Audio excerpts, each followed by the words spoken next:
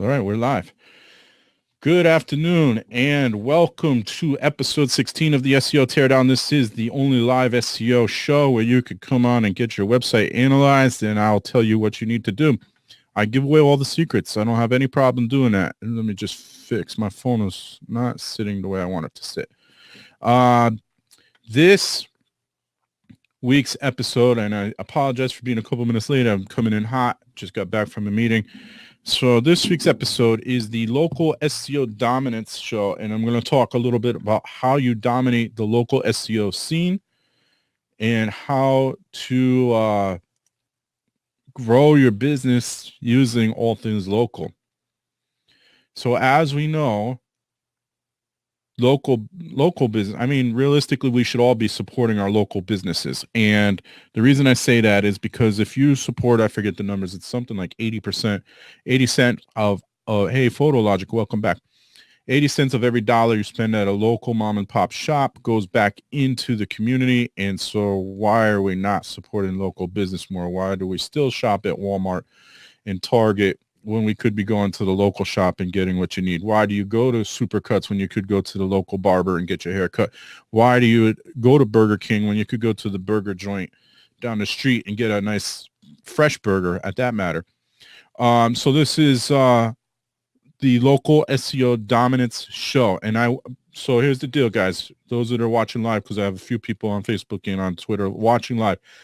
If you're watching and you want to have your website analyzed live right now, I will do that, and I will tell you exactly what's working, what's not working, and what you could do better. Everything you need to know, everything I would do to the site to make it run better. All right. But in the meantime, we're going to talk about local SEO and how to dominate that scene. So the first thing to do, of course, you have Google. So we're going to start with Google, but we're not going to stay with just Google. You're going to start with Google. And you need to set up your business in Google My Business. So it's google.com/mybusiness. And you set up the listing. The first thing it's going to ask you to do is search for your business. If the business already exists, it's going to ask you if you should be managing that business listing. And if you should claim that business listing. If it doesn't exist, then you need to add it. And there's a verification process. It's going to verify the street address. So you're going to get a postcard. And it's actually gotten really quick. It used to take like 2 weeks, but now I've seen people get it in a day or two. So there's a postcard you get in the mail. Sometimes if they recognize the business, they'll do a phone call, but in most cases it's a postcard. You get this postcard, you put in a PIN number. The location is now verified. You're added to Google Maps. What's the benefit of that? If you've ever done a Google search, especially for the types of businesses I've just mentioned, a retail store, a restaurant, what was the other one I mentioned? A barber shop, okay? You've done a Google search. You probably saw some ads at the top, and then you saw a section that has a Google map. And that is seen before the organic search results. So you have a chance to be seen ahead of organic, below the ads. And if there are no ads, then it's what's shown first. If there are map listings. If there are no map listings, then it doesn't show up. And that gives you a very unique advantage in that you're showing up ahead of organic listings, and you have the first chance to attract whoever's searching for that product or service, okay? That's by adding your business to Google My Business. But how do you dominate that? How do you get yourself ahead of the competition? So I'll give you an example. I sat down with a restaurant yesterday, and so we did a search. They wanted to be found for breakfast, and they showed up in second out of 3 in that listing, in the Google Maps listing, the Google 3-pack it's called. And in doing so, but then they didn't show up at all on organic. So I'm going to get to that. So now they show up number 2 out of 3. The first question out of his mouth, the owner's mouth, was, why am I not number 1? Well, we have to go through and look at your listing and see what the differences are. If your listing is not a thorough, detailed description of your restaurant or whatever your business is. So he wants to be found for breakfast in his area. If your description doesn't include the word breakfast, there's a good chance you won't show up at all. if it, maybe vaguely touches on breakfast, you probably will show up further down in the listing. Now, the listing goes beyond 3. There's more than 3, but only shows the first 3, the top 3. So you have to have a very detailed description of the business. You have to have a complete listing. So website, contact information, website, phone number, email, hours of operation. And then you have to have reviews. And if you have a YouTube video, tie it to the YouTube videos. You connect it to accounts. And then this way the videos also show up in your Google business listing. And then finally, you have to be active on the page. So you're getting your reviews and you're sharing information to the page. So maybe you're sharing, in this case, a breakfast special. That's a listing on your page that includes the word breakfast. Okay. The Google My Business page works the same way Google Organic and Google AdWords works. It's looking for keywords. Okay. So that's how you dominate that scene. You make sure your listing, your Google My Business listing is complete, includes detailed information. You can use things like bold text, includes hours of operation and all contact info, website, phone number, email. Sorry, my phone keeps falling. I don't know what's going on today. Includes reviews. Please get people to review your business, especially good reviews. Don't get those bad reviews. Review your business on Google. Yes, Yelp reviews are great. Facebook reviews are great. Anywhere else you get reviews, even if they're on your own website, that's great. However, Google business reviews help your business rank higher on the search engine and in the Google 3-pack. Again, guys, if you're just coming in, joining me, I see people in and out. So if you want to have your website analyzed live on air right now, I'll do it. Give me the website and a keyword, and I'll do that. But you've got about maybe 5 to 10 more minutes. A PhotoLogic says he's been, sorry, I missed that. So he's got a Forex trading website, and it says he's been what?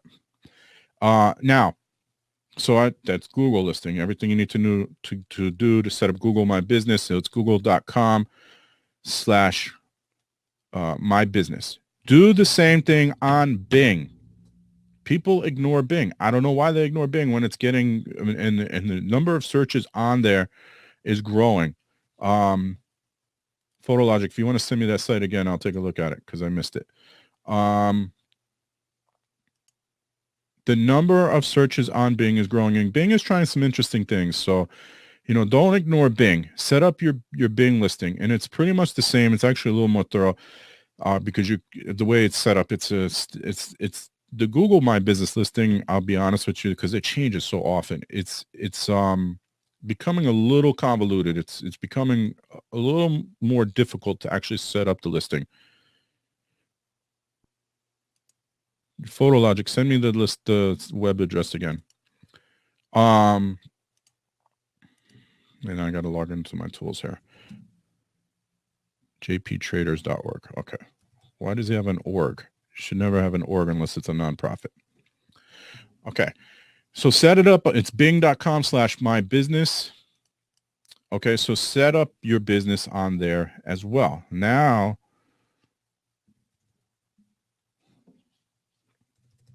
you're dominating Google business listings and Bing business listings. Don't ignore Bing. Set up your business set up a Facebook page. Set up and here's another one. Here's another one that businesses miss out on. So everybody sets up a Facebook page. They've got this great new business. They go, hey, I'm going to set up a Facebook page for my business. Great, spectacular. You should do that. But they forget to set up a LinkedIn page, company page. So everybody's got a LinkedIn profile. If you're in business, you have a LinkedIn profile. And if you don't have a LinkedIn profile and you're in business, you're missing out huge. However, most people do. But they forget to set up the company page and use it. This is another chance to show up on the listings on the Google and Bing homepage. As an example, I have a business that I'm working with. They show up on Google Maps, Google 3-pack, and they show up in Google Organic. They don't show up in Bing Organic yet, which is weird. Normally Bing is easier. But they do show up for their LinkedIn company page. So their business shows up on the LinkedIn company page, but so they still have some geography on the Bing search page. Okay. So if you didn't set that up, set up the LinkedIn company page. And then finally and I'm going to get to this analysis in a moment. So PhotoLogic, don't disappear yet.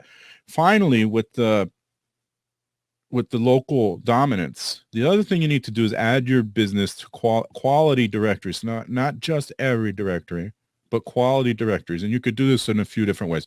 You can use Yext. Yext is expensive. It's I think it's $500 a year right now, but that'll allow you to manage all of your local listings, high quality local directories, things like yp.com, Yellow Pages, Yelp, and even the social media to a point. Google My Business, I talked about. You can do it yourself and not pay the $500 a year. So you can go to, go to MapQuest.com, go to Yelp.com. Oh, here's another one. Apple Maps. Don't forget Apple Maps. Set it up in Apple Maps. Set your business up in Apple Maps. Okay. So, you have YP, Yelp, and all of these directory listings, local directory listings that you can set your business up. Another way to do it is by going to app.signup, and it's spelled SYNUP.com, or you could just Google sign up. List your business, and they charge you a couple dollars per listing. So it's cheaper than Yext. You can't manage the listing, so you can't post to it and so forth, but you can at least add your information and verify that the information is across the board. One of the more annoying things to people is not having the same business information across the board. So, one page has a different, one listing has one address, another listing has another address, and another listing has a different phone number. So if you don't have the same information across the board, that's annoying to the end user. And Google may not rank certain things. But now imagine, I'm sure we've all done that search. Say we're searching for a realtor, and you search on Google for realtor, and you see all of these listings that show these different directories that show the different realtors in your area. There's no realtors that come up in the first page, and this is one of those scenarios where you might actually go past the first page of Google. I don't know what the numbers are today. It used to be 98% of searchers will not go past the first page. I believe that number's dropped now because people have become a little more savvy, but not a lot of people go past the first page. So if you're not showing up on the first page, you're not winning. So that's the local SEO piece of this show. I'm going to go over this analysis, website analysis for PhotoLogic in a moment. Just so recap, Google My Business, google.com/mybusiness. Set up your listing on there. Make sure it's thorough. Make sure the description, hours of operation, include the keywords you want to be found for. And you should be doing keyword research. I think we'll do that next week. Keyword research. Contact information, make sure it's all there. Make sure you verify when it comes in. This is another thing that businesses forget to do. The postcard comes in, they just toss it aside, they forget about it. Well, the postcard is only good for so long. I think it's 30 days. Do the same thing on bing.com/places. This is essentially the same thing. Get a Facebook page, a LinkedIn page, and list your business on different local directories such as Yelp, YP, and so forth. Don't miss out on opportunities because it's too much work. You want to dominate local. If you are a local business, you want to dominate the local SEO scene. You want to get as many listings as you can on that first page of Google and Bing. Then that's the way to do it. So let's talk about jptraders.org. So I put in Forex training because this is what PhotoLogic had put in. PhotoLogic, what's your real name? Forex training. It's got a decent score for Forex training as the keyword. So here's what we're not seeing. Too many file requests on the website. Exact keyword not found in this URL, which, that's understandable, but let's go to the website for a minute. Maybe he's got a page, Giovanni or Gio. Okay, awesome, Gio. I can remember that. Maybe they've got a page off of the home page that's training. So training. A real quick search doesn't show that. I see membership, so it's probably in there. But so pretty decent looking site.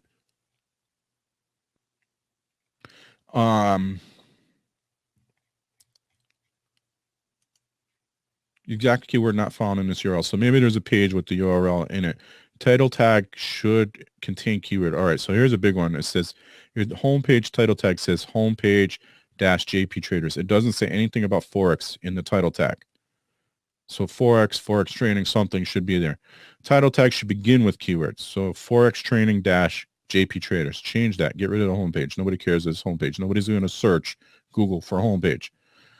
Description tag doesn't exist on the site. Yeah, you're right. The SEO people that did this did a terrible job. Tell them to give me a call, 203-806-0736. There's no meta description tag. Images don't have any keywords in them. The alt tags and title tags. You don't have any H1, H2, or H3 headers. You have an H1 tag that says what is Forex, so that's okay. But it should say, you should have another one about Forex training. There is no H3 tag. The H2 tag says homepage. Why? We know it's the homepage. Get rid of that. Copy analysis. Now, so the report I run says you should have 2,000 plus words on this page. As long as it's 500 or more, that's okay. And I'm looking at it quickly. It looks like there's definitely more than 500. It actually looks like there's probably 2,000. Maybe not. There's quite a bit of words on here, so that's okay. Only use exact keyword 2 to 4 times. So it looks like maybe Forex training is mentioned on the homepage more than 4 times. Bold, italicize, or underline exact keyword. Add exact keyword in the first 100 words. Add exact keyword to anchor text. So if you've got a link somewhere. It's following the sitemap. HTML is not W3C validated. We can take care of that. Remove inline CSS. So this is all code analysis. I'm not sure why there's inline CSS. There may be a reason for that. Text to HTML ratio is too low. So it sounds like there's a lot of HTML on this document. I'm not sure why, because it looks like there's quite a bit of text, unless a lot of this is like embedded into the site. There's no tweet button. Not sure if there is a Twitter account tied to it, but you should still have a tweet button. Quite a bit of Facebook shares, which is good. You've got 137 Facebook shares, so that's awesome. But no LinkedIn, and we just talked about LinkedIn. No LinkedIn and no Google Plus shares. I know a lot of people, and add a Google Plus button. I know a lot of people think Google Plus is dead, but remember, it's Google, and you need the Google My Business listing, and you should at least have a Google Plus button. It's a little button. It's not going to bother anything, so add that. Server should use compression. So this mobility is fine, except that it says that the server should be using compression. That's really up to your host. 0 links from other sites. There are no backlinks according to my report. There are 3 outbound links. Is this a new site, I wonder? If you're still there, Geo, let me know if this is a new site. You've got no Moz Trust, no Moz Rank, no Moz Page Authority. 0 links from other sites. We just talked about that. So it doesn't seem like the domain. It seems like the domain might be new. I can check that in a moment. I should be on my report. Oh, the domain is 1 year. So it's almost 2 years old. Almost, yeah, it's 1 year and 345 days. It expires in 21 days. So you got another domain that's expiring in 3 weeks. So we've got to re-up this domain. Do it for multiple years. Domain should contain, again, this is not possible. Domain should contain exact keyword. So, it's too late for that. Now, if you wanted to get some variation of Forex training, I doubt forextraining.com is available, but if you wanted to get some variation of that and then point it to your domain, that might help a little bit, but probably not much. So that's the full report. If you have them call me, I can send them the report or send it to you, whichever you prefer. Send me an email. It's scott@scottgombar.com. The other thing I will say is you should not have a .org. .org is typically attached to nonprofits or government agencies. So if they can get a .com, a .net or something, I'm sure I can look at it real quick and find a different JP Trader some variation of that that's not an org, only because .org is usually tied to nonprofit or government. So I would move away from that if you could. This is definitely not a nonprofit, and it's definitely not a government site. So got testimonials, get them to review the business on Google or Yelp or somewhere else. And are we actively blogging? Let's see. Post 2. We've got 3 blog posts. And these aren't even real. Yeah, these blog posts, you've got to do a better job of blogging. There's a very small blog post. Not even sure it's 150 words. One is a video, which is great, but put some text to go with the video. People love video. Google cannot read it.